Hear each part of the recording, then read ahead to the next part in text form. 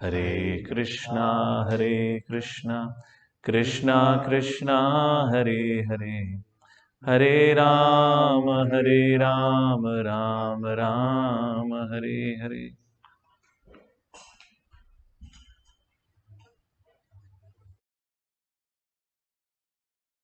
कृष्ण हरे कृष्णा। तो आप सभी का स्वागत करते हैं आज प्रातःकालीन इस सुबह श्रीमद् भागवतम कक्षा में। तो श्रीमद् भागवतम पहला स्कंद 8वां अध्याय, जिसका शीर्षक है prayers of by queen Kunti and कैसे परीक्षित महाराज का संरक्षण करते हैं भगवान। क्योंकि कल जो क्लास था वो हम लोग ऑनलाइन नहीं कर पाए थे क्योंकि कुछ ना कुछ टेक्निकल एरर था। मैं थोड़ा सा रिकैप देकर थोड़ा सा जो कल चर्चा करा था उसको दोबारा आज करेंगे। हरे कृष्ण। हरे बोल। Can we just sit down and settle ना? ऑलराइट। क्योंकि आप बिल्कुल मेरे सामने बैठे हो, इधर तो घूमते रहते हो ना। ओके। तो ये इस अध्याय की शुरुआत कैसे होती है, जैसे हमने कल चर्चा करा कि कैसे युद्ध समाप्त हो चुका है और अब यहाँ पर अश्वत्थामा को दंड दिया जा चुका है पांडवों के द्वारा। और यहाँ पे सूत गोस्वामी चर्चा करते हैं कि कैसे सभी कौरवों ने, जिसका मतलब पांडवों और कुंती ने भी, सब कौरवों ने साथ में मिलकर जितने भी योद्धा जो कुरुक्षेत्र की युद्ध भूमि में जिन्होंने अपने प्राण त्यागे थे, उनका वो अंतिम संस्कार करते हैं। अंतिम संस्कार करने के बाद गंगा में स्नान किया जाता है और इस प्रकार से इस चीज का वर्णन शुरू के 2 श्लोकों में करा गया है, श्लोक संख्या 1 और 2। तीसरे श्लोक में बताया गया है कि किस प्रकार से आ, लाखों, लाख भी नहीं करोड़ों की संख्या में लोगों की मृत्यु हुई है। तो आप समझ सकते हैं कितनी विधवा औरतें होंगी, कितने बच्चे अनाथ हुए होंगे, कितने माँ बापों ने अपने बच्चों को खोया होगा जो युद्ध में जिन्होंने भाग लिया था। उस प्रकार से इतनी भारी संख्या में लोग आकर अपने मरे हुए सगे संबंधियों को देखकर, जैसे हम कल बता रहे थे कि कुरुक्षेत्र की एक खासियत है कि वहाँ की जो मिट्टी है वो लाल कलर की है। बताया जाता है वो मिट्टी कब से लाल हुई, जब से ये महाभारत का युद्ध हुआ। इतना खून की नदियां बही, इतना खून बहा कि उसके कारण वहाँ की भूमि ही लाल हो गई है। अब ये क्या सच्चाई है क्या है वो पता नहीं, बट एटलीस्ट सुनने में यही आता है कि कुरुक्षेत्र की भूमि जो मिट्टी है उसका लाल होने का कारण यही है।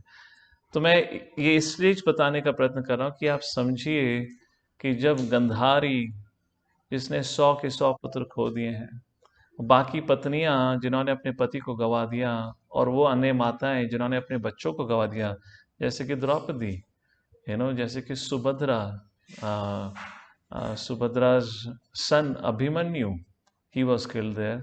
Then Uttara's husband Abhimanyu was killed in that sense. So जब सभी सगे संबंधी उस युद्ध भूमि में पहुंचे, तो जाहिर सी बात है इतने लार्ज स्केल पर लोगों की मृत्यु को देखकर, उनके मृत शरीर को पड़ा देखकर तो बहुत ही दुख पहुंचा होगा। उस प्रकार से तीसरे श्लोक में चर्चा की गई है कि किस प्रकार से युद्ध समाप्त हो चुका है, तो वहां पे खुशी का माहौल नहीं है। भाई युद्ध समाप्त होता है, युद्ध जीत लिया गया है, और आप युद्ध जीतने वाली पार्टी हो तो आपको तो खुशी मनानी चाहिए। और खुशी क्यों नहीं मनाई जा रही, कारण क्या है उसका? So that's my question. I can hear if they answer. No we had Yes, from here. Because speaker का भी वो लेके गया अभी आपने कुछ speaker नहीं it's in my room, the Bluetooth is there. Okay, fine. Anyways, um, I'll focus. I don't want to get distracted with technicalities. So क्यों सबके सब इतने दुखी क्यों थे? युद्ध जीतने के बाद उत्साह होना चाहिए, खुशी बनानी चाहिए कि दुश्मनों को हरा दिया गया है। और यहाँ पे तीसरे श्लोक में बताया गया है, There sat the king of the Kurus, Maharaj Yudhishthir, along with his younger brothers, Dhritarashtra, Gandhari, Kunti and Draupadi, all overwhelmed with grief. वहां पे भगवान श्री कृष्ण भी थे। सब चिंताग्रस्त हैं, सब बड़े दुखी हैं। क्यों दुखी हैं? भाई पांडवों ने तो युद्ध जीता है, और पांडवों पे तो इतना लंबे समय तक अन्याय हुआ था। फाइनली उन लोगों ने जो प्रतिज्ञा ली थी, दुर्योधन और बाकी सभी संबंधियों को मारने की, उन्होंने प्रतिज्ञा पूर्ण कर ली है। उन्हें खुशी मनानी चाहिए। दुख का कारण क्या है? क्योंकि जो युद्ध हुआ था ये किसी दो दुश्मनों के बीच में नहीं, ये फ्रैट्रिसाइडल वॉर था। फ्रैट्रिसाइडल वॉर मतलब फैमिलियल वॉर। ये दो भाइयों के बीच में जो एक ही परिवार के थे, उनके बीच में युद्ध हुआ था। तो ये जो युद्ध में लड़ने आए थे वो भी कौन थे? परिवार के ही सगे संबंधी थे, एक दूसरे के मित्र थे, एक दूसरे के जान पहचान के लोग थे, जिससे किसी का कोई द्वेष नहीं, दुश्मनी नहीं। पर दो भाइयों के अंदर दुश्मनी होने के कारण इतनी बड़ी संख्या में लोग मारे गए। चौथे श्लोक में भगवान श्री कृष्ण बोलना शुरू करते हैं। भगवान श्री कृष्ण बोलना मीन सूत गोस्वामी बता रहे हैं कि किस प्रकार से फिर भगवान श्री कृष्ण वहाँ सभी जो समस्त लोग उपस्थित हैं उनको सांत्वना देते हैं और कहते हैं सूत गोस्वामी, टेक्स्ट नंबर 4, सांतव्यामास मुनिभिर्हता बन्धूंसु चार्पितान् भूतेषु कालस्य गतिं दर्शयन्ना प्रतिक्रियाम्। तो बहुत खूबसूरत बात बताई गई है जहाँ पे सूत गोस्वामी कहते हैं कि भगवान श्री कृष्ण उन सभी समस्त लोगों को बोलते हैं कि आप लोग इस चीज को देखकर चिंता मत करिए, दुख मत बनाइए, क्योंकि हर व्यक्ति को अपने कर्मों का फल भुगतना पड़ता है। The laws of material nature are very very stringent. हो सकता है कोई व्यक्ति समाज में कोई गलत काम करे और वो अपने लोकल कोर्ट में किसी प्रकार से अपना संरक्षण कर सके, फॉल्स विटनेसेस प्रोड्यूस करके। बट जो ये जो क्रिएशन है, जो भगवान की क्रिएशन है, उसमें विटनेसेस कौन है? सूर्य देवता, चंद्रमा, वायु, अग्नि, अन्य देवता ये विटनेस है। उनको कब कैसे खरीदोगे? उनको आप क्या पैसा दोगे? उनको क्या तो ये ऐसे विटनेस हैं जो कभी धोखा नहीं देने वाले और ये सच्चाई हमेशा देखते हैं। और सबसे बड़ा विटनेस है हमारा परमात्मा। हरे कृष्णा। थोड़ी वॉल्यूम कम करी जा सकती है उसकी? हाँ, करके या or else we can disable the sound of people joining and joining out or signing out. What was I saying about? And सबसे बड़ा विटनेस जो है वो है परमात्मा। तो आप उनको क्या क्या कहते हैं? ब्राइब को क्या कहते हैं हिंदी में? रिश्वत क्या दोगे परमात्मा को? सो लाइक दैट भगवान श्री कृष्ण यहाँ पे बताते हैं the laws of material nature are very stringent. और फिर अगले श्लोक में बताते हैं, 5वें श्लोक में, क्यों भगवान श्री कृष्ण कह रहे हैं laws of material nature very stringent? क्योंकि ये युधिष्ठिर जो कि अजात शत्रु है, जिसको भगवान कहते हैं अजात शत्रु, जिसका कोई दुश्मन नहीं है, उससे द्वेष करने के कारण उसके भाई दुर्योधन उससे द्वेष कर बैठा। और उस द्वेष में उस दुर्योधन ने, ये 5वां श्लोक का वर्णन हो रहा है, उस द्वेष के कारण उस दुर्योधन ने युधिष्ठिर महाराज से उसका सब कुछ छीन लिया। केवल उससे उसको सब कुछ छीना ही नहीं, अगर युद्ध में हराया होता तो बात अलग होती, वो धर्म के अनुसार युद्ध माना जाता, पर धोखा देकर एक जुए के खेल में बुलाकर धोखे से उससे सब कुछ छीन लिया गया। केवल सब कुछ छीना ही नहीं, कच स्पर्शता आयुषः। कच स्पर्श का मतलब है कि द्रौपदी के बालों को हाथ लगाकर द्रौपदी के संग बेइज्जती की गई, क्योंकि उन्होंने दुर्योधन और दुर्योधन के कैंप या गैंग ने युधिष्ठिर महाराज की पत्नी, पांडवों की पत्नी द्रौपदी के संग दुर्व्यवहार करा, इसलिए सबका मरना तो वाजिब ही था। ये दुनिया के नियम के अनुसार ही हुआ। तो 6 प्रकार के एग्रेसर बताए जाते हैं, श्रीला प्रभुपाद उसका वर्णन पहले भी कर चुके हैं। वो जो आपको पॉइजन दे, जो आप पर किसी हथियार से हमला करे, जो आपका घर में आग लगाए। चौथा, जो आपकी खेती बाड़ी आपसे, आपकी जमीन आपसे चीजें छीन ले। 5वां, आपकी वेल्थ को चुरा ले आपसे। और छठा, आपकी पत्नी को भगा के ले जाए, नॉट ओनली भगा के ले जाए। In other words, if somebody insults your wife और मोलेस्ट योर वाइफ, तो उस प्रकार से शास्त्र में बताया गया कि ऐसे 6 एग्रेसर्स को मृत्यु दंड देना चाहिए। तो भगवान श्री कृष्ण कहते हैं, हे पांडवा, हे युधिष्ठिर महाराज, आपकी तो कोई गलती ही नहीं थी। जो भी हुआ वो दुर्योधन का करा धरा था। और ये जो लॉज है मैटेरियल नेचर के, वो इतने जटिल हैं, उसको आप बदल नहीं सकते। और उस लॉज के अनुसार जैसा कर्म वैसा फल। तो मैं जैसे आपको कल उदाहरण दे रहा था, अलेक्जेंडर द ग्रेट। अब वो ग्रेट क्यों है वो मैं आपके ऊपर छोड़ता हूं, पर हमारे अनुसार क्या है उसका वर्णन कर लेते हैं। Alexander, I guess he was only 15 years और 14 ईयर्स जब उसने अपनी सेना का कमान संभाला, और उसके बाद यूरोप में अलग अलग जगह पे हमला करने लगा। और कुछ ही वेरी कम, इन वेरी लेस टाइम उसने ऑलमोस्ट पूरे के पूरे यूरोप को कंसोलिडेट कर लिया। मतलब पूरे पूरे यूरोप पे उसने अपना राज्य घोषित कर दिया। फिर भी ये जो अलेक्जेंडर था उसके मन को संतुष्टि नहीं थी, वो और अधिक से अधिक जमीन हड़पना चाहता था। तो वो मिडिल ईस्ट गया, मिडिल ईस्ट के बाद वो भारत भी आया। भारत के आगे का भी वर्णन आता है कि भारत के बाद शायद भारत उसकी आखिरी, भारत के बाद शायद चाइना गया होगा वो। भारत उसने पूरा नहीं जीता था, नॉर्थ की बात है, नॉर्थ तक वो कर पाया था। तो उसमें वर्णन आता है कि किस प्रकार अलेक्जेंडर 14-15 साल जब भी उसने ये युद्ध करना शुरू करा, अगले 16 साल तक वो निरंतर युद्ध करता रहा, और जहां जहां गया वो लोगों को मृत्यु के घाट चढ़ाता रहा या मारता रहा। जहां जहां वो गया वो खून की नदियां बहाता रहा। किस लिए? क्योंकि उसको अधिक से अधिक अपना राज्य बढ़ाना था।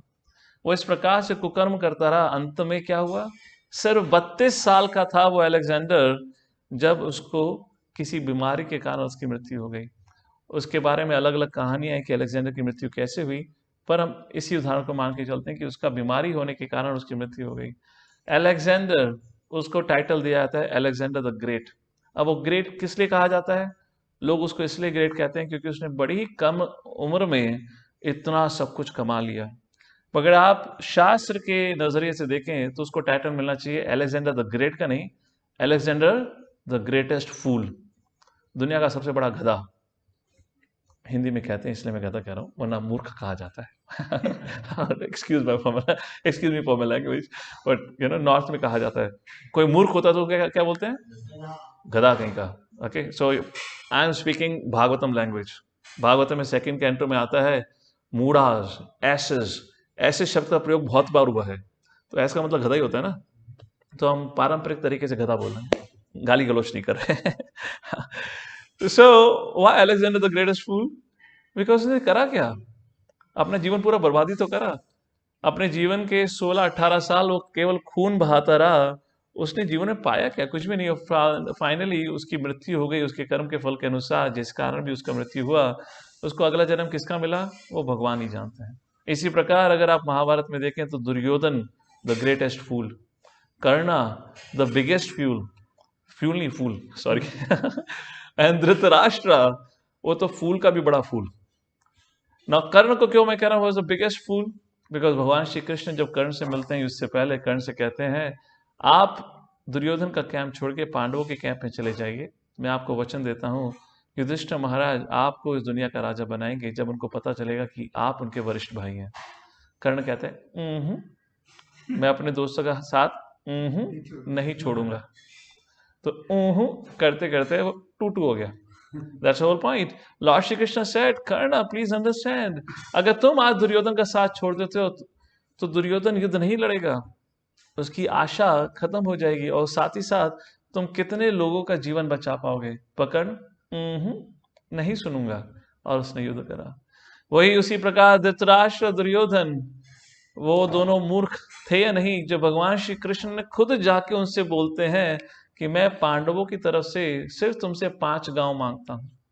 सोचो अगर धृतराष्ट्र और दुर्योधन 5 गांव दे देते तो उनकी बत्ती बंद होती।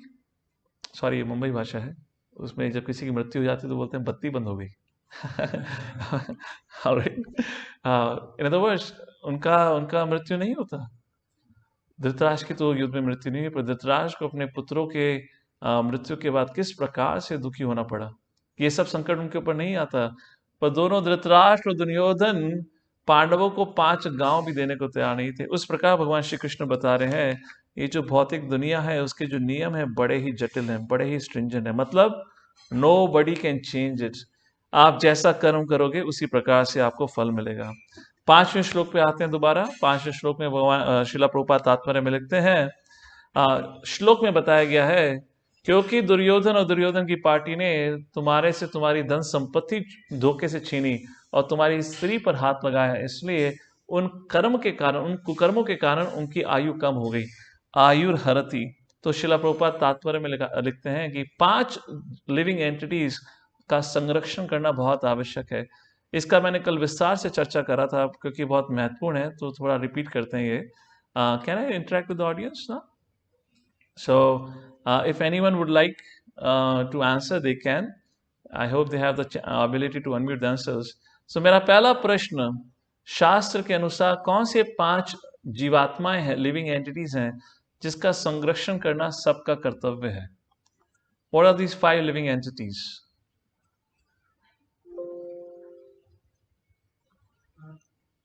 मेरे ऊपर चालू करो प्लीज स्पीकर स्पीकर कोई बोलिए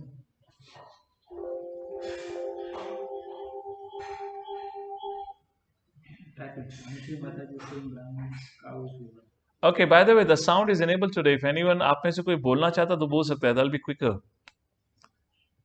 I guess I hope host ने आपको opportunity दे रखी है unmute करने की, right? Anyways, anyone is online right now? या good There are some, okay. Shri ब्राह्मण बालक वृद्ध तो ठीक है, लगता है आप लोग थोड़ा शर्मा रहे हैं बोलने से. ये आप लोग की आदत पड़ गई टेक्स्ट लिखने की. So yes, the brahmanas, the cows, the women, the children and the old men. अब आगे का दूसरा प्रश्न का तो मैं चर्चा कर ही नहीं सकता because that will require more interaction. So I'll give this as a homework for all of you now कि इनका संरक्षण करना क्यों आवश्यक है, और अदरवाइज at my side मैं आपको एक एक पॉइंट बता देता हूँ because I guess we are not able to interact much. So Brahmanas का संरक्षण करना क्यों आवश्यक है? शिला प्रभुपाद तात्पर्य में लिखते हैं क्योंकि वो वर्णाश्रम की स्थापना करने में मदद करते हैं, सबसे महत्वपूर्ण योगदान देते हैं. अगर हम ब्राह्मणों का संरक्षण नहीं करेंगे तो वर्णाश्रम का जो धर्म है उसका पालन नहीं हो सकता, धर्म की स्थापना नहीं हो सकती. इसलिए ब्राह्मणों का संरक्षण करना बहुत महत्वपूर्ण है. गाय की रक्षा करनी क्यों आवश्यक है? क्योंकि गाय हमें सबसे महत्वपूर्ण डाइट या फूड देती है जो है मिल्क. और मिल्क का हमारी संस्कृति, वैदिक संस्कृति में बहुत महत्व बताया गया है. कॉकरोच के दूध का नहीं, काओ मिल्क. मैंने कॉकरोच का एग्जांपल इसलिए क्योंकि अब हाल ही में मॉडर्न साइंस के इन्वेंशन की बात कर रहे थे. वो लोग कह रहे हैं क्योंकि गाय का दूध की कमी हो रही है तो आगे आने वाली जनरेशन में कॉकरोच का दूध पिलाएंगे. तो हमारे वैदिक शास्त्र में कॉकरोच का दूध नहीं, गाय का दूध. सो गाय के दूध में वो एक क्षमता होती है, पोटेंसी होती है जिससे व्यक्ति की बुद्धिमत्ता, जिससे व्यक्ति का आध्यात्मिक ज्ञान बढ़ता है. स्त्री का संरक्षण क्यों करना चाहिए? बहुत आवश्यक है. क्यों? क्योंकि उनसे अगली जनरेशन आती है. और वैदिक संस्कृति, वैदिक साइंस के अनुसार अगर स्त्री का मन दूषित है, अगर उसके मन में किसी और अवैध पुरुष के प्रति आकर्षण है अपने पति के अलावा, तो या लस्ट जैसी भावना, काम, क्रोध, लोभ, मोह, मद, मात्सर्य जैसी भावना बड़ी तीव्र है अगर स्त्री के अंदर, तो जो कोख से बच्चा निकलता है वो भी उसी प्रकार से दूषित होता है. I mean you can see she is a container जहाँ पे वो एक नए बच्चे को जन्म दे रही हैं. तो संग का असर तो पड़ेगा ही. तो इसलिए वैदिक संस्कृति में बताया गया है स्त्रियों का संरक्षण करना चाहिए, उनको बचा के रखना चाहिए. और दूसरी चीज, स्त्रियों का संरक्षण करा जाएगा तो साथ ही साथ आध्यात्मिक स्पिरिचुअल कल्चर एस्टैब्लिश किया जा सकता है. वरना जैसे आज की तारीख में, उस सब्जेक्ट पे मैं ज़्यादा नहीं बोलूँगा, आप लोग को इस सबका एहसास है. आज के तारीख में women empowerment, women liberation, independence के नाम पे जिस प्रकार से आजकल स्त्रियों का एक्सप्लॉयटेशन होता है, they all are acting independently. उस कारणवश जो पुरुष है उनके प्रति आदर सम्मान नहीं आता, बल्कि उनके प्रति आदर सम्मान खो देता है. और उस पुरुष के अंदर जो ऑलरेडी, जिसके अंदर काम भावना अधिक रहती है, वो पुरुष फिर स्त्रियों को एक्सप्लॉइट करने के बारे में अधिक सोचता है. श्रीला प्रभुपाद इस बारे में उदाहरण देते हैं, बताते हैं कि कलकत्ता में जब वो थे तो उनकी गली साफ करने के लिए, अगर आपको याद होगा पुराने समय पे, early morning there would be a what we call as a janitor, sweeper, जो सड़क साफ करने के लिए आया करते थे. तो कई बार उसमें स्त्रियां होती थी, जनरली लेडीज होती थी जो सड़क साफ करने के लिए आया करती थी. तो शिला प्रभुपाद बताते हैं कि उस समय उनके जो घर के सामने जो सड़क थी, जो साफ करती थी, जो स्त्री साफ करती थी, स्वीपर, अगर कोई भी पुरुष उस सड़क से निकलता था तो एक सम से वो स्त्री अपना पल्लू ढक लेती थी. And Shila Prabhupada said because she would act like this, every man in the society respected her. That's a culture, that's the importance of culture. What is today's reality? We all know there is no aspect of culture. पुरुष और स्त्री एक समान है, सबको एक प्रकार विवाह करना चाहिए. हम कितना ही उस चीज़ का बात करते रहें, पर हम लोग भौतिक कॉन्शियसनेस में, we are still trapped in a bodily consciousness. आप कभी भी पुरुष और स्त्री के साथ मिलाएंगे तो वो बटर और फायर वाला प्रिंसिपल जो भागवत में बताया हुआ है वो वैलिड रहेगा ही रहेगा। तो स्त्रियों की प्रोटेक्शन करना इस दो कारण से महत्वपूर्ण है। एक, वो अगली जनरेशन जो आती है उसके लिए बहुत महत्वपूर्ण है, जिसका श्रीमद् भगवद गीता के पहले अध्याय में भी चर्चा किया गया अर्जुन के द्वारा। और दूसरा, spiritual culture and purity maintain करने में इससे बहुत आ, आ, मदद मिलती है। That's a point. चौथा, चिल्ड्रन की संरक्षण करना क्यों आवश्यक है? क्योंकि चिल्ड्रन का संरक्षण, चिल्ड्रन का प्रोटेक्शन करेंगे, बच्चों का प्रोटेक्शन करेंगे, बच्चों का ध्यान रखेंगे। कल हम फिजिकल और इमोशनल हेल्थ की बात कर रहे थे बच्चों के लिए। अगर उस प्रकार से बच्चों का ध्यान रखेंगे तो बच्चे आगे जाकर जो बड़े होंगे वो नियमों के अनुसार अपना जीवन व्यतीत कर पाएंगे। और दूसरा, अगर उनको भगवान के बारे में ज्ञान देंगे तो हम उनको स्पिरिचुअल लाइफ में आगे बढ़ने का मौका देते हैं। आज के जैसे नहीं, भक्ति सिद्धांत सरस्वती ठाकुर, श्रीला प्रभुपाद, यहाँ तक कि भक्ति विनोद ठाकुर ने जो मॉडर्न एजुकेशन है ब्रिटिशर्स के द्वारा एस्टैब्लिश करी हुई, उस एजुकेशन सिस्टम को स्लॉटर हाउसेस बोलते हैं, जहाँ पे बच्चों का कत्ल किया जाता है। मतलब उनके संस्कारों का, उनकी वैल्यूज का कत्ल किया जाता है। पांचवा, the protection of old man. वृद्ध लोगों की प्रोटेक्शन की क्या आवश्यकता है? दो कारण है। पहला कारण प्रभुपाद तात्पर्य में लिखते हैं, क्योंकि वो अपने जीवन के अंतिम सत्र में हैं। तो अगर हम उनका संरक्षण करते हैं, उनकी सुरक्षा करते हैं, तो अब वो अपने जीवन के अंतिम सत्र में भगवान के प्रति पूरा जीवन निर्भर पूरा they can dedicate their life for the service of the Lord.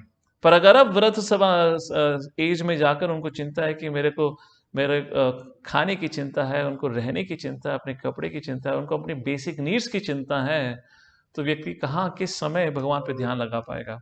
That's a point. And another point, वरिष्ठों का संरक्षण क्यों करना चाहिए? Because they are the real wealth, अगर देखा जाए, क्योंकि उस भौतिक दुनिया में वो उन्होंने इतना समय बिताया है, तो उनको पता है कि कैसे जीवन व्यतीत करते समय लोगों के जीवन में कठिनाइयाँ आती हैं। हमने कल इस सब्जेक्ट मैटर के ऊपर, शायद इसी के ऊपर चर्चा करी थी पूरे सेशन में। तो I am just giving you a synopsis of it. अगर आप इसके बारे में थोड़ा मनन करेंगे, सोचेंगे, तो आप वैदिक संस्कृति और जो पाश्चात्य संस्कृति है, दोनों के अंदर जो डिफरेंसेस हैं, और जो पाश्चात्य संस्कृति के अंदर आज जो सारी प्रकार की कठिनाइयाँ, परेशानियां देखी जा रही हैं, उसका कारण सिर्फ ये 5, इनका सही मायने से संरक्षण, प्रोटेक्शन ना होने के कारण है। टेक्स्ट नंबर 6 में फिर सुत गोस्वामी बताते हैं कि भगवान श्री कृष्ण युधिष्ठिर महाराज को अश्वमेध यज्ञ करने के लिए कहते हैं, और उस प्रकार वो 3 अश्वमेध यज्ञ करके सफल होते हैं। और फिर जो अश्वमेध यज्ञ समाप्त हो जाता है, तो भगवान श्री कृष्ण 7वें श्लोक में बताते हैं सुत गोस्वामी कि भगवान श्री कृष्ण अब युधिष्ठिर महाराज से आज्ञा लेना चाहते हैं और वो द्वारका जाना चाहते हैं। आमंत्र्य पांडुपुत्रांश सैन्योद्धवा संयुताः द्वैपायनादिभिर्विप्रे पूजिते प्रतिपूजिताः। भगवान श्री कृष्ण ने द्वारका जाने की तैयारी करी, और उस समय जब भगवान श्री कृष्ण जाने को तैयार हुए, तो टेक्स्ट नंबर 8 में वर्णन आता है, गंतुम कृतमते ब्रह्मन् द्वारकां रथामश्था उपलेभे विधावन्तीम उत्तरां भय विह्वलां। अभिधावंतीम, एक स्त्री भागती हुई आई। वो कौन स्त्री थी? उत्तराम, उत्तरा भागती हुई आई। उत्तरा क्यों भागती हुई आई? भया विह्वलाम, उत्तरा भय से कांप रही थी, भयभीत थी। वो भागते भागते भगवान श्री कृष्ण के रथ के पास पहुंची, और 9वें श्लोक से उत्तरा के द्वारा बोले हुए वचनों का वर्णन है। टेक्स्ट 9, उत्तरवाचा पाहि पाहि महायोगिन देव देव जगतपते नान्यत्वद् अभयं पश्ये यत्र मृत्यु परस्परम। रक्षा करिए पाहि पाहि महायोगिन देव देव जगतपते। देव देव जगतपते, you are the supreme personality of godhead. ना अन्यम त्वद अभयम पश्ये। I need some light here. हाँ, थैंक यू। ना अन्यम त्वद अभयम पश्ये, आपके बिना, आपके अलावा इस दुनिया में कोई भी अभय वरदान नहीं दे सकता या प्रदान नहीं कर सकता। यत्र मृत्यु परस्परम, क्यों हमें अभय की, फियरलेसनेस की आवश्यकता है? क्योंकि हम सब इस मृत्यु परस्परम, we are in this material world, जिसको डुअलिटी का बताया जाता है, जन्म मृत्यु, सुख दुख, जीत हार। उस प्रकार से। तो उत्तरा कहती है, हे प्रभु, आपके अलावा इन दिस वर्ल्ड, जहाँ पे हमेशा डुअलिटीज रहती हैं, इस दुनिया में आपके अलावा कोई भी अभय का दान नहीं दे सकता। तो कृपा करके हमारा संरक्षण करिए। शिला प्रभुपाद तात्पर्य में बहुत खूबसूरत तरीके से बताते हैं भौतिक दुनिया को duality, the world of duality क्यों कहा जाता है। अगर आप आध्यात्मिक जगत के बारे में सुने तो आध्यात्मिक जगत को क्या कहा जाता है? अगर this material world is a place of duality, so what about spiritual world? Yes, spiritual world is absolute. Absolute क्या मतलब है? कुछ और नहीं है, ऐसा ही है। तो थोड़ा चर्चा करते हैं, तात्पर्य में नहीं देखते। तात्पर्य मत देखिए, ऊपर देखिए, तात्पर्य में देखो तो आंसर मिल जाएगा। तो डुअलिटी, ये भौतिक दुनिया डुअलिटी की है, जहां पे सुख दुख जीत हार, और आध्यात्मिक जगत एब्सोल्यूट है। तो उदाहरण दीजिए, मतलब क्या है? जैसे भौतिक दुनिया में जन्म मृत्यु होती है, आध्यात्मिक जगत में मृत्यु नहीं है, is absolute, is eternal life. दूसरी चीज और क्या है जो मेटेरियल वर्ल्ड में डुअलिटी जैसा है, बट स्पिरिचुअल वर्ल्ड में एब्सोल्यूट है, वैसा ही है। नो नो, तो वो तो दुखालय में हो गया। डुअलिटीज, डुअलिटी मीन सुख दुख, ऐसे Happiness करके। and distress. Happiness and distress, Kaushalpur, correct. तो स्पिरिचुअल वर्ल्ड में क्या है? आनंद। Only okay, what else? What other points? इस भौतिक दुनिया में लोग प्रयत्न कर रहे हैं भगवान बनने की, पर हैं सब दास। यस, आध्यात्मिक जगत में कौन भगवान है? सिर्फ एक ही भगवान है, कोई कंपटीशन नहीं है। और यहाँ पे क्या है? निरंतर कंपटीशन, करेक्ट। तो इस प्रकार से Prabhupada, anything else? Very important, ये जो भौतिक दुनिया है ये मैटर और स्पिरिट के साथ बनी हुई है, right? Correct. There is a spirit behind this matter. इस दुनिया में मैटर और स्पिरिट है, और आध्यात्मिक जगत में क्या है? Spirit. That is the meaning. Absolute is all, absolute means happiness only. It's all spiritual. Krishna is the supreme personality Godhead. All living entities are the servants of the Lord. कोई confusion नहीं है। हमारा जीवन या confusion में निकल जाता है। भगवान कौन? वो फेमस डायलॉग है ना मूवी का, रिश्ते में तुम तुम्हारे बाप लगते हैं, नाम है शहंशाह। उस प्रकार की लोगों के अंदर मंशा रहती है, डाउट रहती है।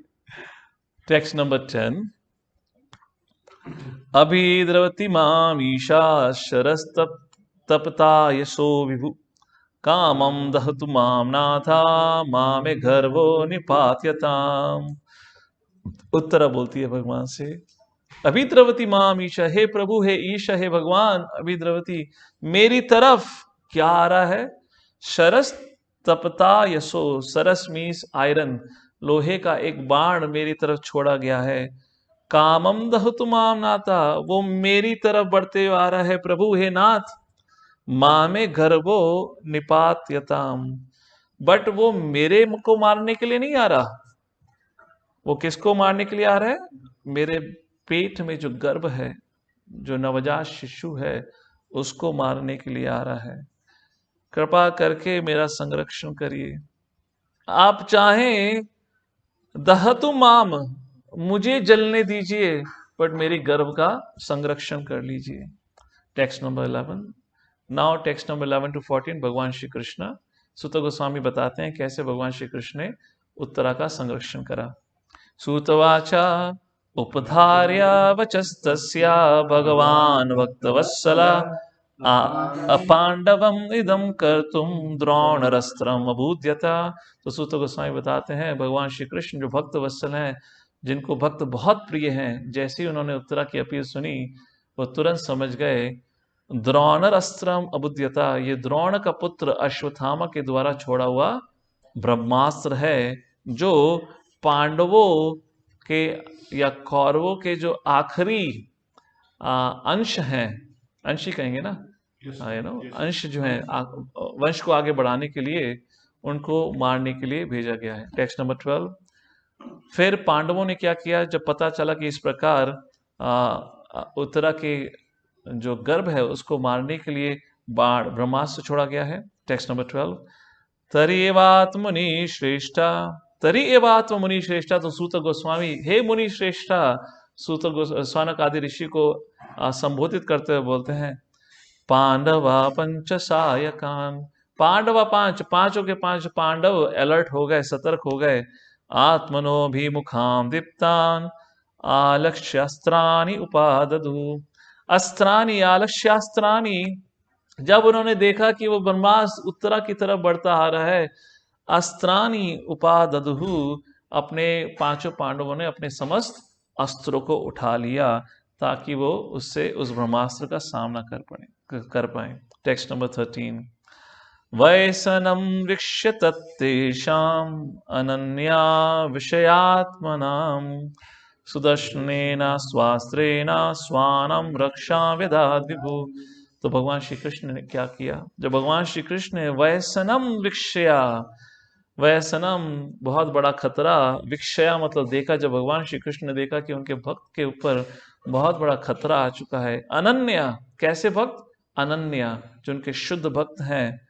सुदर्शनेना स्वास्त्रेना, तो भगवान ने अपना स्वयं का अस्त्र सुदर्शन चक्र को उठाया। स्वानाम रक्षा विदधात् विभु, किसकी रक्षा के लिए? उत्तरा की कोख में जो गर्भ है उसके संरक्षण के लिए भगवान श्री कृष्ण ने सुदर्शन अपने अस्त्र को उठाया।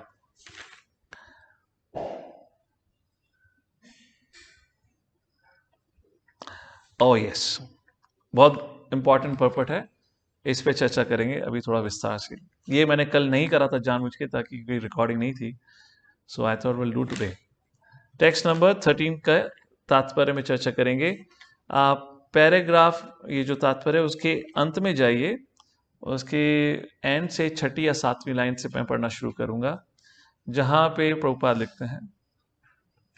तो अभी हम महाभारत से चर्चा करने वाले हैं इस चीज को, इसका पर्पट को पढ़ने के बाद, कि ये किस समय की कहानी है, कैसे चल रहा है। ओके, यहां श्रील प्रभुपाद लिखते हैं, when the Lord saw that there was no time for the Pandavas to counteract the Brahmastra of Ashwathama, he took up his weapon even at the risk of breaking his own vow. Breaking his own vow मतलब क्या है? कौन सा वाव? भगवान श्री कृष्ण ने वाव लिया था, प्रतिज्ञा ली थी कि मैं युद्ध में भाग नहीं लूंगा। अरे युद्ध समाप्त हो तो कितना समय हो गया, यहाँ तो अश्वमेध यज्ञ भी हो गया। नो, जैसे मैंने आपको बताया, सुत गोस्वामी जो ये प्रश्नों का जवाब दे रहे थे, उसका उद्देश्य क्या था? परीक्षित का जन्म कैसे हो वो बताना। तो ये सीक्वेंस में इवेंट्स नहीं आए हैं। तो जो इस चैप्टर की शुरुआत हुई है, जो चैप्टर यहाँ शुरू होता है, जहाँ पे वर्णन किया है कि किस प्रकार सारी स्त्रियां, सभी लोग दुखी हैं, रो रहे हैं, वो 11वीं बुक है महाभारत की, जिसका नाम है स्त्री पर्व, उसमें वर्णन आता है। 10वीं बुक है जिसका नाम है सौप्तिक पर्व, और ये जो सारा वर्णन है उत्तरा का जो कहानी है, वो सौप्तिक पर्व में आती है। सौप्तिक पर्व क्या है? 18वें दिन की रात की कहानी। सौप्तिक का मतलब रात को घटी कहानी, उसका नाम है सौप्तिक पर्व, जो कि 10वीं बुक है महाभारत की। तो रात को, 18वें दिन की रात को क्या हुआ? अश्वत्थामा ने कृतवर्मा कृपाचार्य के संग मिलकर पांडवों के कैंप में हमला किया, राइट, और वो 5 पांडवों के पुत्रों का वध कर देता है। अगले दिन सुबह वो दुर्योधन के पास आता है, दुर्योधन को दिखाता है, दुर्योधन कहता है नहीं, ये पांडव नहीं, पांडव के पुत्र हैं। और वहां पे अश्वत्थामा, उसके साथ साथ दुर्योधन अपने प्राण त्याग देते हैं। तो अश्वत्थामा कृत और कृपाचार्य दुर्योधन का अंतिम संस्कार करते हैं, और अश्वत्थामा अब भयभीत होकर भागने लगता है। और भयभीत होकर भागता है, तो हमने पिछले चैप्टर में उसका वर्णन सुना था, वो भागने लगता है। इस समय सुबह सुबह पांडव लोग कौरवों के कैंप में रात बिताने के बाद, अब सुबह होने के बाद वो वापस अपने कैंप में जाते हैं। तो जब वापस अपने कैंप में जाते हैं तो उनको दिखाई देता है कि पूरा कैंप जल गया है, हाहाकार मचा हुआ है। और जब अंदर पहुंचते हैं तो पता चलता है कि कैसे यहाँ पे सभी का वध कर दिया गया है, सभी को मार दिया गया है। उसमें से मेरे ख्याल से सात्यकी बचते हैं, कोई बचता है जो जाके पांडवों को बताते हैं, पांडव वहां पर तब भागे भागे आते हैं। तो उस समय अर्जुन कहते हैं द्रौपदी को कि मैं अश्वत्थामा का वध करूंगा। तो वो सारी कहानी हमने पढ़ी। तो ये किस दिन कहानी घट रही है सारी? 19वें, 18वीं तो रात हो गई ना। तो ऑल दिस स्टोरी, जब पांडवस अश्वत्थामा को पकड़ते हैं, या जब पांडवस अपने कैंप पहुंचे, तो कब हुआ? रात के बाद दिन ही आता है ना। तो 18वीं की रात, तो ये 19वें सुबह की बात है। तो तब जब अश्वत्थामा ब्रह्मास्त्र छोड़ता है, महाभारत के अनुसार जो अश्वत्थामा ब्रह्मास्त्र छोड़ता है तो व्यासदेव के आश्रम में होता है, तो व्यासदेव अश्वत्थामा को डांटते हैं कि तुमने ये क्या किया है, और तुमने अर्जुन के ऊपर छोड़ा है, कृष्ण के ऊपर छोड़ा है, वो नर नारायण ऋषि हैं, तो उनका वध ही नहीं कर सकते, और तुम जब उनको मार नहीं पाओगे ब्रह्मास्त्र से, तो ये ब्रह्मास्त्र तुम्हारे को ही आके तुम्हें मारेगा, तो तुम्हें इसको बुला लेना चाहिए। तो अश्वत्थामा कहता है नहीं, मेरे को तो बुलाने का ज्ञान ही नहीं है, मेरे पिता ने मुझे सिर्फ छोड़ना सिखाया, इसको बुलाना नहीं सिखाया। तो वासुदेव व्यासदेव कहते हैं अश्वत्थामा अब तो तुम्हारे मरने का समय आ गया, फिर तुम कुछ और नहीं कर सकते, या इस बाण को किसी और टारगेट पे छोड़ो। तो उस समय वहां दूसरी तरफ भगवान श्री कृष्ण अर्जुन को बताते हैं कि कैसे अपना ब्रह्मास्त्र छोड़कर आप फिर दोनों ब्रह्मास्त्र को बुला सकते हो। तो वहां पे अर्जुन ब्रह्मास्त्र को बुलाते हैं, उससे पहले ही अश्वत्थामा उस ब्रह्मास्त्र को उत्तरा की कोख की तरफ छोड़ देते हैं। किस दिन? 19वें दिन ही। ये सारी 19वें दिन की कहानी है। और तब वो उत्तरा की कोख की तरफ छोड़ा जाता है। इसलिए प्रभुपाद तात्पर्य में लिख रहे हैं भगवान श्री कृष्ण ने उत्तरा का संरक्षण करने के लिए सुदर्शन चक्र को उठाया। वो कब की बात है? 19वें दिन की बात है। तभी तो प्रभुपाद कह रहे हैं there was no time he took up his weapon even at the risk of breaking his own vow. जब युद्ध समाप्त हो गया, अब युधिष्ठिर महाराज राजा घोषित कर दिए गए, तो वाव का मतलब ही क्या है? क्योंकि अभी भी पूर्ण तरीके से युद्ध समाप्त नहीं है, क्योंकि अश्वत्थामा अभी भी लड़ रहा है। तो इसलिए प्रभुपाद लिखते हैं यहां पर he took up his weapon, भगवान श्री कृष्ण ने अपना सुदर्शन चक्र उठाया even at the risk of breaking his vow. Is that clear ना? तो ये 19वें दिन की कहानी है जब भगवान श्री कृष्ण ने उत्तरा का संरक्षण करा। पर जिस प्रकार से यहाँ सीक्वेंस में ये स्टोरी आई है, ऐसा लगता है ये कई कई समय बाद आई है, लगता है कई महीनों के बाद या सालों के बाद। नहीं, ऐसा नहीं है, ये उसी दिन की कहानी है। और जिसके बाद, इस कहानी के घटने के बाद, जब भगवान श्री कृष्ण उत्तरा का संरक्षण करते हैं, तो इसके बाद भगवान श्री कृष्ण अश्वत्थामा को शाप देते हैं कि तुम्हें मैं श्राप देता हूं कि तुम कलयुग में सड़ोगे। तुम्हारे शरीर से, तुम्हारे शरीर में अनेक प्रकार की बीमारियां रहेंगी, तुम्हारे शरीर में घाव रहेंगे, पस निकलेगा, बीमारी से ग्रस्त रहेगा, और तुम इस प्रकार एक अछूत की तरह बहुत लंबे लंबे समय तक दुखी रहोगे और कलयुग में अपना जीवन व्यतीत करोगे। उस प्रकार का शाप महाभारत में बताया गया है। उस चीज का सबका वर्णन यहाँ पे नहीं है। Is that clear? क्योंकि वो उद्देश्य नहीं था। तो उस प्रकार से यहाँ पे कहानी आती है। पहला पॉइंट ये। अब दूसरा पॉइंट, जैसे इस चैप्टर के शुरुआत में बताया गया कि सभी लोग बहुत दुखी थे, और फिर भगवान श्री कृष्ण बोलना शुरू करते हैं स्ट्रिंजेंट लॉस के बारे में। सभी लोग में सबसे अधिक दुखी कौन था? युधिष्ठिर महाराज। और युधिष्ठिर महाराज क्यों दुखी थे? तो क्योंकि उसका यहाँ वर्णन नहीं है, तो मैं उसका वर्णन आपको बता देता हूं ताकि आपको एटलीस्ट एग्जैक्टली क्या चल रहा है पता चलेगा। सो जब इस प्रकार से अश्वत्थामा को दंड दे दिया गया, तो सब ये कहानी खत्म हो गई, अश्वत्थामा को भेज दिया गया, युद्ध समाप्त हो चुका है। The war is ended now, Yudhishthira Maharaj is declared the king. और तब कुरुक्षेत्र, हस्तिनापुर से सारे के सारे कौरव आते हैं कुरुक्षेत्र में अंतिम संस्कार करने के लिए। धृतराष्ट्र आकर पांडवों से मिलते हैं, जैसे मैंने कल चर्चा करी, और युधिष्ठिर और धृतराष्ट्र मिलते हैं। धृतराष्ट्र कहते हैं अरे मेरा छोटा बेटा भीम कहाँ है, मैं उसको आलिंगन करना चाहता हूँ। तो वो उस समय कहानी आती है जब भीम को आलिंगन करते समय भगवान श्री कृष्ण उनका संरक्षण करते हैं। उसके बाद युधिष्ठिर महाराज गंधारी से मिलने जाते हैं, और गंधारी आंखों पट्टी के नीचे से थोड़ा सा युधिष्ठिर महाराज के क्या कहते हैं इसको, टो, अंगूठे को देख पाती है, तो उससे अंगूठा जल जाता है युधिष्ठिर महाराज का। तो वो सारा महाभारत में चर्चा आता है। उसके बाद वो लोग फिर कुरुक्षेत्र की युद्ध भूमि में जाते हैं, जहां करोड़ों की संख्या में मृत शरीर को देखते हैं। गंधारी उस जगह पहुंचती हैं जहां पे उनके पुत्र दुर्योधन का अंतिम संस्कार होता है। तो उस चीज को सुन देखकर वो बड़ी क्रोधित हो जाती हैं। व्यासदेव ने तो गंधारी को समझाया भी था, फिर भी व्यासदेव की बात को भूलते हुए तो वो वहां पर पहुंचती है, और गंधारी, और फिर वो धृतराष्ट्र और युधिष्ठिर को कहती है कि तुम कृष्ण कहाँ हैं, कृष्ण को बुलाओ, मैं कृष्ण से मिलना चाहती हूँ। तो अभी सबके मन में संदेह चल रहा है कि श्राप देगी ये। हिंदी में कहता है ना, बावली हो गई ये तो। कोई समझाने को कितना समझा ले पर समझने को तैयार नहीं है, तो श्राप देने वाली है पक्का। तो भगवान श्री कृष्ण गंधारी के पास जाते हैं, और उस समय गंधारी भगवान श्री कृष्ण को श्राप देती है कि हे गोविंद, हे मधुसूदन, तुम तो भगवान हो, तुम चाहते तो युद्ध टाल सकते थे, तुम चाहते तो मेरे बच्चों को बचा सकते थे, 100 नहीं तो 1 को तो बचाते, तुम्हारे कारण सबका वध हुआ है, क्योंकि करते धरता तो तुम ही हो, तो तुम ही उसकी के कारण हो, तो इसलिए मैं तुम्हें श्राप देती हूं। जिस प्रकार मेरे वंश का नुकसान हुआ है, सर्वनाश हुआ है दोनों भाइयों के बीच में युद्ध होकर, तो मैं तुम्हें श्राप देती हूँ कि आपका यदुवंश भी उसी प्रकार आपस में भिड़कर खत्म हो जाएगा। तो भगवान श्री कृष्ण ये सब शाप सुन लेते हैं, और वो भगवान श्री कृष्ण को फिर दूसरा शाप कि आप भी इसी प्रकार, हाँ, इस प्रकार आपका यदुवंश का सर्वनाश होगा और आपकी भी मृत्यु होगी उसी प्रकार।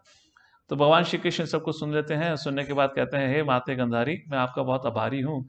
मैं काफी समय से सोच रहा था, मेरे लीला समाप्त करने का समय आ गया है, मतलब मेरा एपिसोड खत्म करने का समय आ गया है, पर एपिसोड की समाप्ति कैसे करूं, क्या एक्सक्यूज दूं?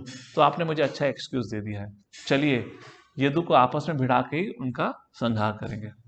और उस समय भगवान श्री कृष्ण फिर क्रोधित होकर द्रौपदी गंधारी को डांटते हैं। वो मैं डिटेल्स में नहीं जा रहा क्या क्या हुआ है उस समय। तो ये युधिष्ठिर महाराज सब देख रहे हैं कि देखो, मेरे कारण करोड़ों की संख्या में लोग मारे गए, कितनी विधवाएं रो रही हैं, कितनी माएँ रो रही हैं, कितने पिता रो रहे हैं, और बच्चे अनाथ हो गए हैं मेरे कारण। और फिर वो देखते हैं कि मेरे कारण भगवान श्री कृष्ण को श्राप मिल गया। क्या श्राप मिल गया है? कि उनका यदुवंश खत्म हो जाएगा। तो अभी युद्ध समाप्त नहीं हुआ है, अभी इस युद्ध के कारण आगे कितनी रिएक्शंस आने वाली हैं कि अब यदुवंश भी समाप्त हो जाएगा। किसके कारण? मेरे कारण। दो रीजन। फिर अब फाइनल डिसाइड होता है कि सबका अंतिम संस्कार किया, सबका अंतिम संस्कार किया जाता है, सबको अग्नि पर बिठा के जलाया जाता है। उसके बाद फिर गंगा स्नान के लिए आते हैं, गंगा में स्नान करते हैं। तो अब कर्ण के शरीर को जला दिया गया है। अब जो उसकी राख बची है, जो हमारे हिंदू कस्टम से क्या है, उसके बाद उसको गंगा में डाला जाता है।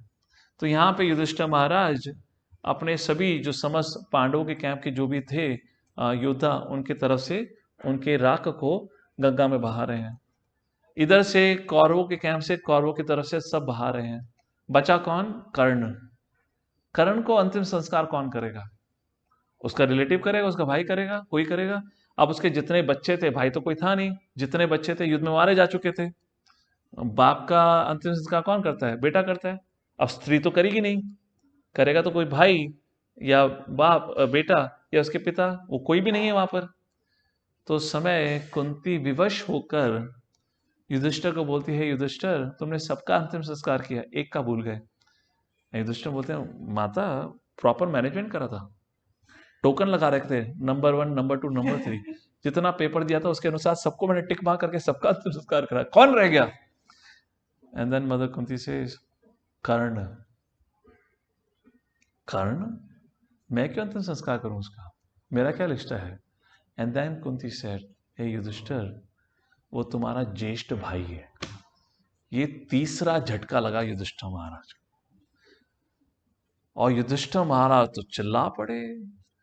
और उस समय युधिष्ठिर महाराज श्राप देते हैं।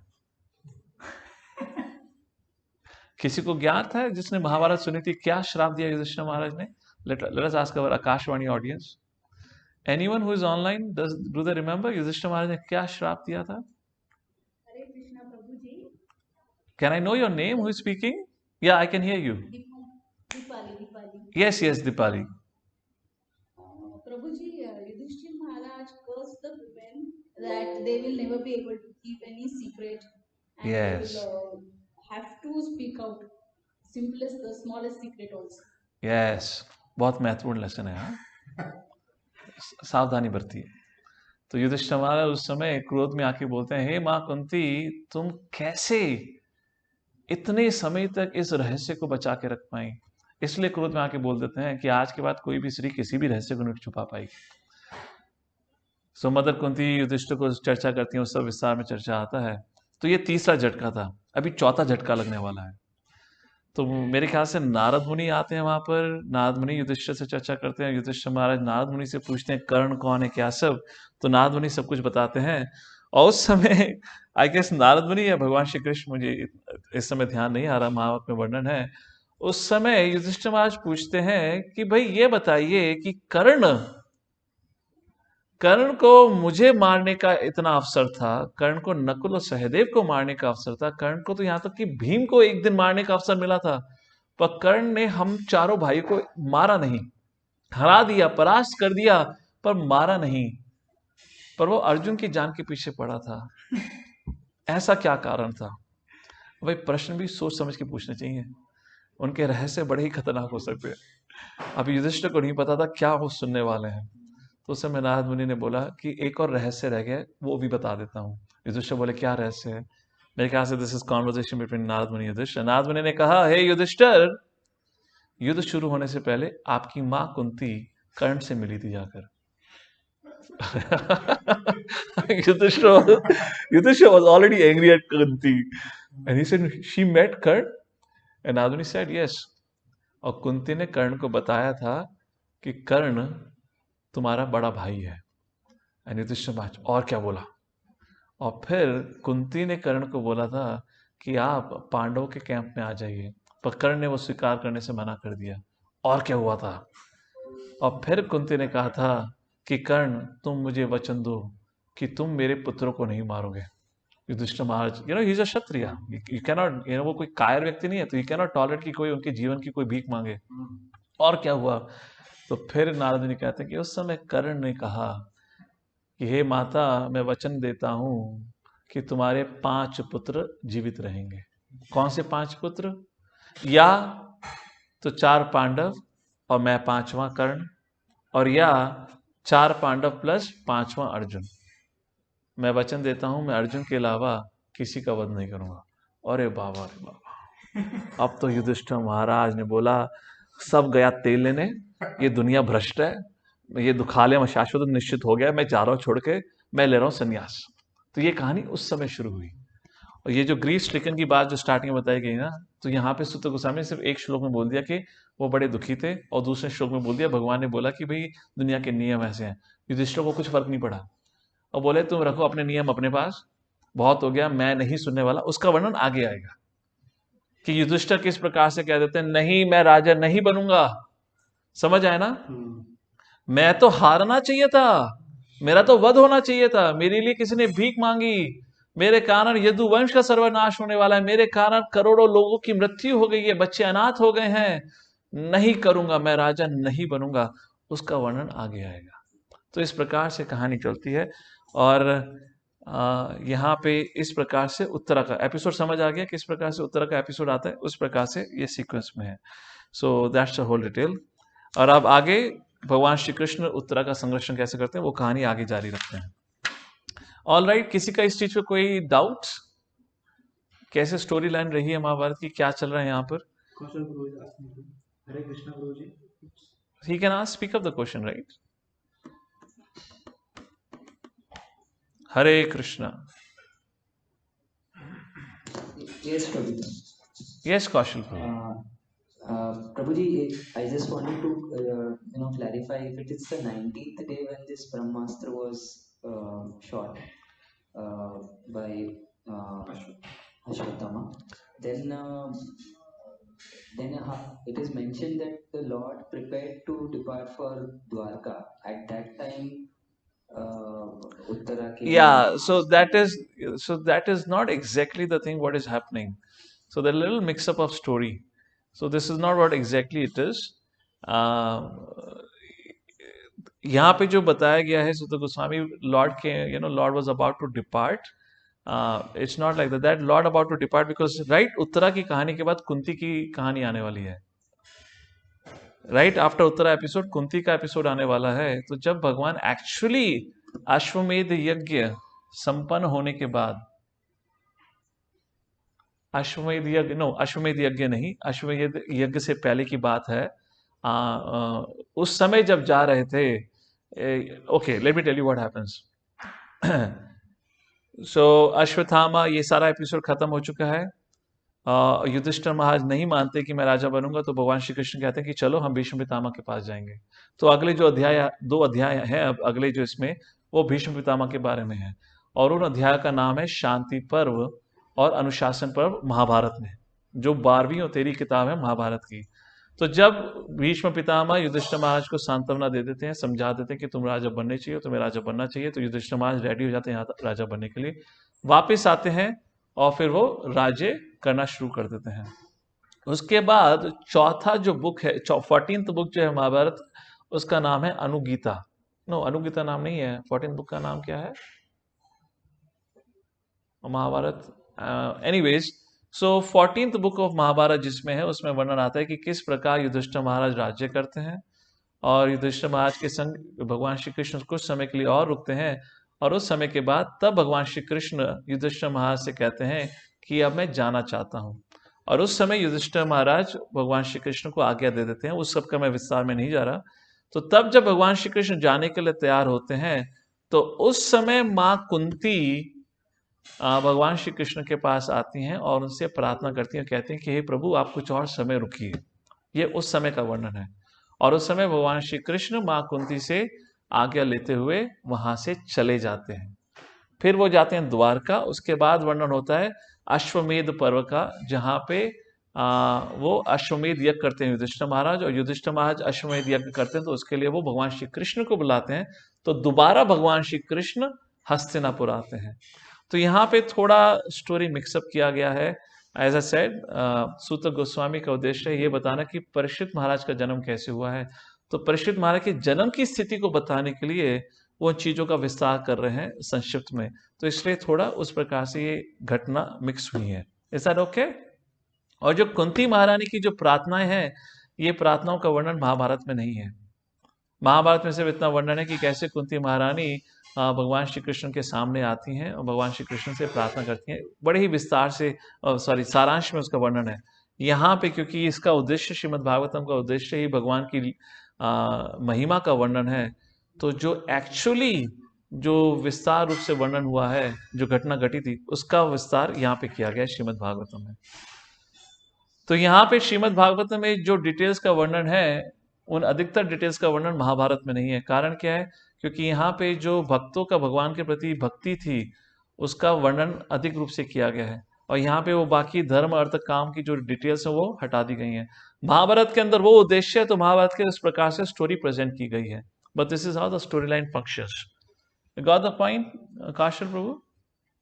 Yes, Prabhuji, thank you. So that's how the story is building up here. Anything else? I'll continue ahead. So 14th श्लोक में बताया गया है, What is the difference between Mahabharata and Bhagavatam? who is speaking? I, Can you increase the volume? I am not able to hear. Wait a second, please. Yeah, speak up your question again. what's the difference between Bhagavatam and Bhagavad Gita? आपका नाम? Durvang. दुर्वांग। Durvang. Bhagavad Gita, Bhagavatam, Bhagavad Gita भगवान के द्वारा बोले हुए शब्द हैं, और भागवतम भगवान की लीलाओं का वर्णन है, भगवान की महिमा का वर्णन है। All right? Yes. Yes, Prabhuji. Hare Krishna. So 14 श्लोक में वर्णन आता है, हरे कृष्णा।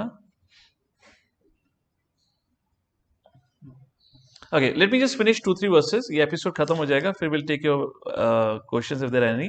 और कुंती वाचा जो 17वें श्लोक से, उसका वर्णन कल करेंगे। Late me just read 14, 15 and 16 श्लोक का। सो भगवान ने किस प्रकार से परीक्षित का संरक्षण करा, वो 14 श्लोक में बताया गया है कि कैसे भगवान श्री कृष्ण जो उत्तरा है, उसकी कोख में, he enters the body of Uttara and then he covers the womb, जो उसका गर्भ है, उसके गर्भ को कवर करके अपने सुदर्शन चक्र से भगवान श्री कृष्ण उस ब्रह्मास्त्र से परीक्षित महाराज का संरक्षण करते हैं। तो इसमें एक और महत्वपूर्ण पॉइंट है, उसका वर्णन करते हैं और फिर आज के डिस्कशन को समाप्त करेंगे। तो श्रीला प्रभुपाद 14 श्लोक के तात्पर्य में लिखते हैं, both the sons of Dhritarashtra and those of Pandus belong to the same dynasty of महाराज कुरु। अगर आपको भगवद गीता के पहले अध्याय का पहला श्लोक याद हो, तो उसमें क्या कहते हैं धृतराष्ट्र? धृतराष्ट्रवाचा धर्म क्षेत्रे कुरुक्षेत्रे सामवेद युयुत्सवः मामका पांडवश्चैवा किम अकुर्वत संजय। मेरे पुत्र और पांडवों के पुत्र ने क्या किया? तो यहाँ पे शिला प्रभुपाद कहते हैं कि दोनों ही कौरव हैं। धृतराष्ट्र अपने पुत्र को कौरव कहता था, और पांडवों के पुत्र को पांडु कहता था। सो ये किस कारण हुआ? ये जो डिफरेंस है, कहने को हम एक ही वंश के हैं, पर ये डिफरेंसेस जो हुए, ये डिस्टिंक्शन जो बनाई गई, उसका कारण है आई एंड माइन, जिसको कहा जाता है अहम ममेती की बीमारी। This is mine, this is my property, so I would address it like this. तो उस प्रकार से श्रीला प्रभुपाद यहाँ बताते हैं कि ये जो अहम ममेती की बीमारी होती है, उसके कारण समाज बट जाता है। अगर आप देखेंगे आज का समाज कितने प्रकार से बटा हुआ है। एक कहता है कि मैं भारत में जन्मा हूं तो मैं भारतीय हूं, और मैं भारतीय हूं तो मैं इसलिए पाकिस्तानी से अलग हूं। एक कहता है कि मैं हिंदू धर्म में जन्मा हूं तो मैं हिंदू हूं, तो इसलिए मैं सिख और ईसाई से अलग हूं। क्योंकि मैं स्त्री या पुरुष के कहते हैं शरीर में जन्मा हूं तो इसलिए मैं पुरुष हूं, मैं स्त्री हूं। तो हम इस प्रकार से अनेक अनेक प्रकार की डेजिग्नेशंस में अटक जाते हैं, और इस प्रकार से हमेशा समाज में मतभेद बना रहता है। क्योंकि धृतराष्ट्र की इस अहम ममेती के कारण ही उसने पांडवों को कभी अपना पुत्र नहीं माना, और इसलिए पांडवों का कभी वो संरक्षण नहीं कर पाया। That's the point Srila Prabhupada brings in the purport. And 15th and 16th श्लोक में सूत गोस्वामी भगवान श्री कृष्ण की महिमा कहते हैं कि भगवान श्री कृष्ण के लिए क्या आश्चर्यजनक है। ये जो महिमा दिखाई, भगवान श्री कृष्ण कैसे उत्तरा की कोख में घुसकर परीक्षित का संरक्षण करते हैं, उनके गर्भ का संरक्षण करते हैं। तो सूत गोस्वामी बोलते हैं, अरे ये तो बहुत छोटी बात है हमारे भगवान के लिए, कोई बड़ी चीज नहीं है, हमारे भगवान तो बहुत ही महान है। 16वें श्लोक में कहा जाता है कि हे ब्राह्मणास, इस छोटी सी चीज को बहुत बड़ी मत समझिए, ये तो बहुत बहुत छोटी सी चीज है। भगवान श्री कृष्ण इस पूरी दुनिया को अपनी शक्तियों से मेंटेन करते हैं, क्रिएट करते हैं, डिस्ट्रॉय करते हैं। उस प्रकार से सूत गोस्वामी 15वां और 16वें श्लोक में भगवान श्री कृष्ण का महिमा का गुणगान करते हैं, बताते हैं कि कैसे भगवान श्री कृष्ण सर्वश्रेष्ठ हैं। और फिर 17th श्लोक से वर्णन आता है कुंती का, जहां पे नाउ मदर कुंती जो भगवान श्री कृष्ण के पास पहुंचती हैं, और फिर the very famous section of Shrimad Bhagavatam, prayers of mother Kunti और प्रेयर्स बाय मदर कुंती का वर्णन आता है। उसको हम कल उसका अध्ययन करने का प्रयत्न करेंगे। सो आज इसी जो चर्चा है उसको यहीं पे विराम देते हैं। मैं ज़्यादा कवर नहीं करा, क्योंकि मैं आपको एक थोड़ा महाभारत की तरह से समझाना चाहता था कि ये किस प्रकार से एपिसोड चल रहे हैं। वरना अगर आप ये प्रभुपाद का तात्पर्य पढ़ते, जो हमने पढ़ा था 13वें श्लोक में, कि भगवान श्री कृष्ण ने सुदर्शन चक्र उठाया even at the risk of breaking his vow, तो आप समझ नहीं पाते कि भाई ये तो इतने समय के बाद हो रही है घटना, तो कैसे भगवान श्री कृष्ण की कौन सी प्रतिज्ञा? क्योंकि ये 19वें दिन की कहानी है और युद्ध अभी समाप्त नहीं हुआ है, क्योंकि अश्वत्थामा अभी भी जीवित हैं और वो अभी भी लड़ रहे हैं, इसलिए युद्ध जारी है। इसलिए प्रभुपाद कहते हैं कि भगवान श्री कृष्ण ने अस्त्र उठाया, युद्ध समाप्त नहीं हुआ है, फिर भी अस्त्र उठाया, क्योंकि भक्तों का संरक्षण करने के लिए। इसलिए भगवान को कहा गया है भक्त वत्सलः। And that's the whole background story of this episode. So with that, we pause here. Thank you all for joining us. Jagat Guru Srila Prabhupada ki, Srimad Bhagavatam ki Jai. Hare Krishna.